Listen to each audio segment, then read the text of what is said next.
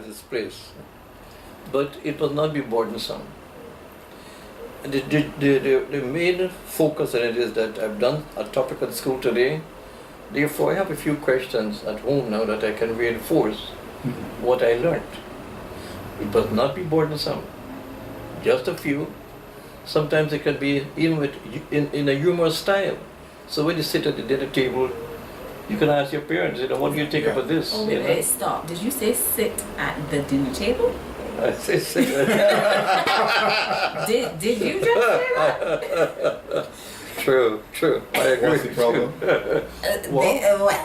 There's a lot of problems in there. Yes, sir. First of all, you say sit at the dinner table at the same time. Yeah. That is a problem for some people. Some people are working all these different hours and so on. It's not going to happen. Two jobs, all these different things. That's true. Yeah, my think about homework is yes, I agree that there has to be some element of it, maybe on weekends only, I don't know.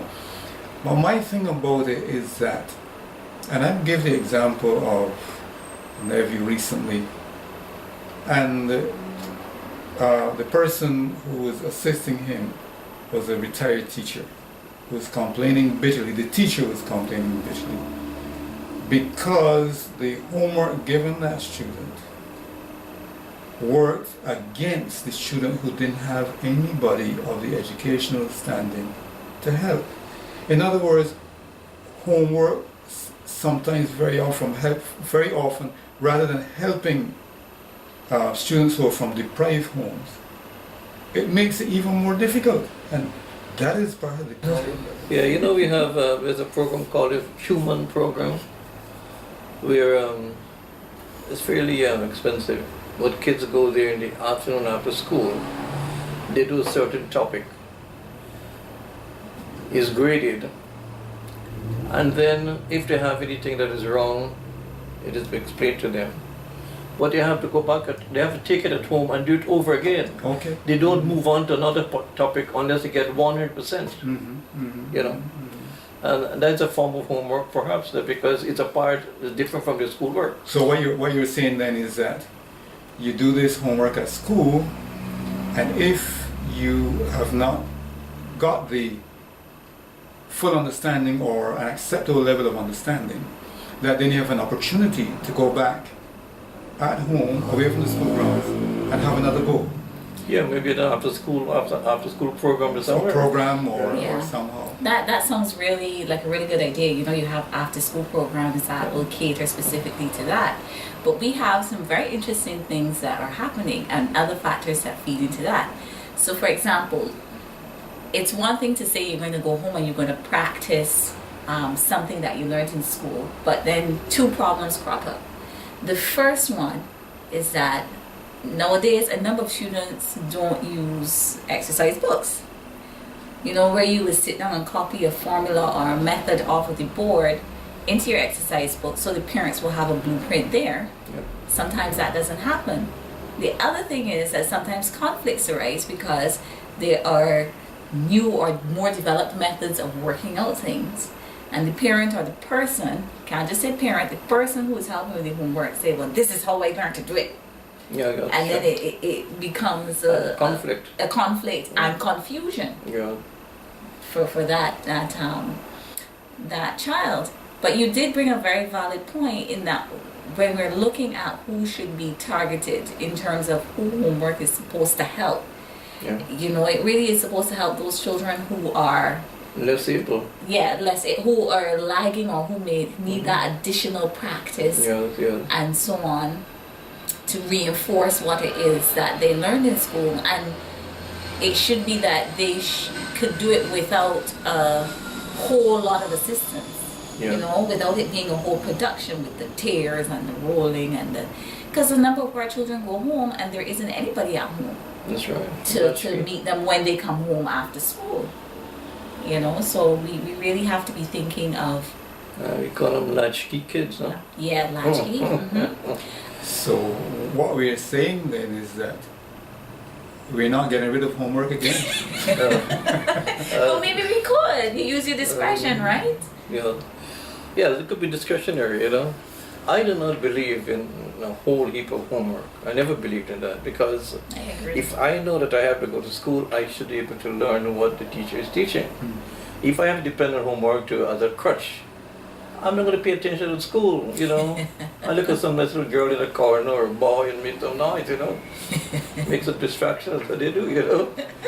But, but if I know that I have to learn this within a specified period, I'll concentrate. No, that's you. Yeah. That's you. You come to school. You come to school to learn. Yes, but you see, we have yeah. So I still feel that, you know, whatever is learned in school, a few things can be given to do at home to reinforce it. You know. But remember, we're looking at the primary stage, and I somehow, and I don't want to go back to the French philosophers and other people, educational writers, but somehow I think the primary stage is the greatest stage for having the freedom to do what you want after school. The only problem is that more and more youngsters doing what you want involve sitting down with a cell phone or a computer, rather than interacting physically and with some other senses, sense of smell and so on, taste and so on. For example, to me it is better that the child learns to run about in the gardens and so on, and learn to pick fruit and learn that certain leaves, you can eat certain leaves and so on from experience. Oh, really? From picking leaves in the garden and eating them? Why not? We did that. You've been more or less an interaction with the environment. Precisely. Yeah. That you have to live in anyhow. You have to, that's right. And you have to so learn if you to can learn to respect love it from now. Yes. And understand it at an early age, you know. Yeah. But again, there are other things that impact on that. There are things like you have people who live in apartment complexes. Yeah. You know, they don't have that More and open more. space More more and so. more. Yeah. With the urban sprawl, that's what you're getting. Also, there is a element that parents are more aware in terms of safety. You know, they want to know where the child is at all times because people are not looking out for them the way that they used to. They also want to know if you have a gun in the house and where it's locked up. Exactly. No, that's true. You know, Yes. but you are right in terms of at the primary stage there should be that level of freedom where they're exploring and they're doing Of things their own accord. of their own accord. Yeah. You know, in terms of them being on the computer and the internet and so on, there is a time and place for that because there's a level of creativity that can be expressed on that. You know, so we want to make sure that there is some sort of balance. Yeah. And we want to continue this discussion because we haven't even touched the secondary side of things. And to me, things get really interesting when you start talking about secondary and homework for different subjects and so on. So this is a conversation that we are going to continue. Thank you very much, gentlemen. Thank you, ma'am. For giving us some very provoking ideas and thoughts. And for our viewers, I'm hoping that people will begin to add their comments or what they think, and we can get the conversation going between teachers and parents. Well, primary at Whatever this point. primary means. Primary must mean something. Yes. Okay, thank you. Any last thoughts? Any last thoughts and anything before we? Well, I this whole matter of homework, it really has to, you really have to ask yourself, well, what is primary, what are the first 8, 9, 10, 11 years all about? And what really is homework for them? Because we would certainly have to look at other factors, other things when we come to the secondary stage. Later on, kids have to do homework as they go older. Even at university, you have to research work. So perhaps at an early age, if they can just do a little bit to just get into that mode, it might be beneficial later on.